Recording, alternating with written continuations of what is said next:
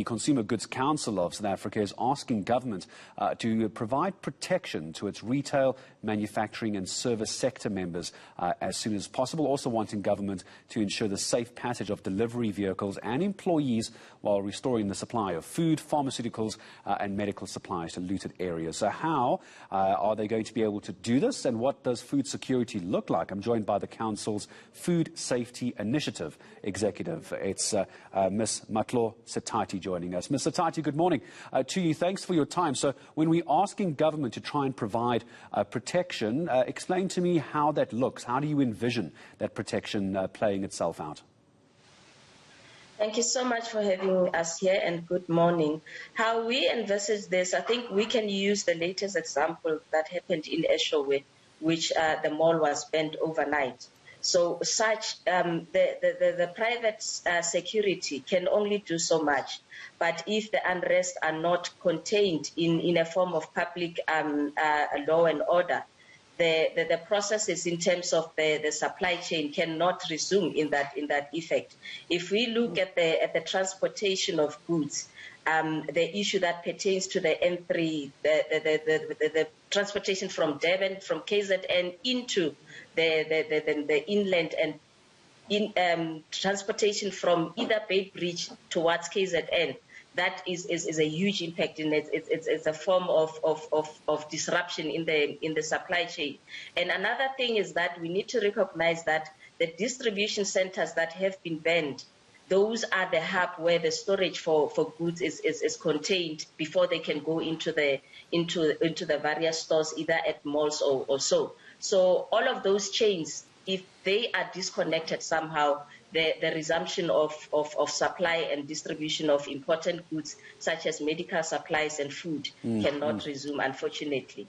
Let's talk about the food safety initiative aspect of what you do, Ms. Setati. What does that look like? How concerned are you? Right now we're seeing some panic buying. We're seeing shelves empty in Gauteng and KZN as well. How concerned are you, and do you think it's going to get worse? Or do you think once everything settles down, hopefully soon, it won't be as bad as we're all fearing? Look, the panic buying, we do understand that the public is concerned and they will try and get what is necessary for their own families. But of critical concern is that the panic buying, we know that it disrupts the supply chain. We are comfortable that the supply in South Africa is sufficient. We have farmers that are sitting with the supply, but they cannot reach the fresh produce markets. We've got produce that is sitting in various corners of the country that cannot reach the relevant people. And if we look at the issue pertaining to your non-governmental organizations that are housing the most vulnerable and the poor, the food banks in South Africa cannot access those people because their facilities have also been disrupted, they've been looted. Yeah. So all of those things on the ground, we are trying to make sure that the security is availed to them so that we can at least do the minimum best that we can do in either supporting the security that is currently manning all the critical infrastructure, and also the NGOs to get at least to the most vulnerable that cannot go out and fend for themselves. But panic buying, we do urge people to not panic that much, because there is enough supply. For as long as the security is maintained, the law and order is maintained, then the supply chain will be able to resume in as we normally know it. I think retailers are trying as much, and manufacturers are ready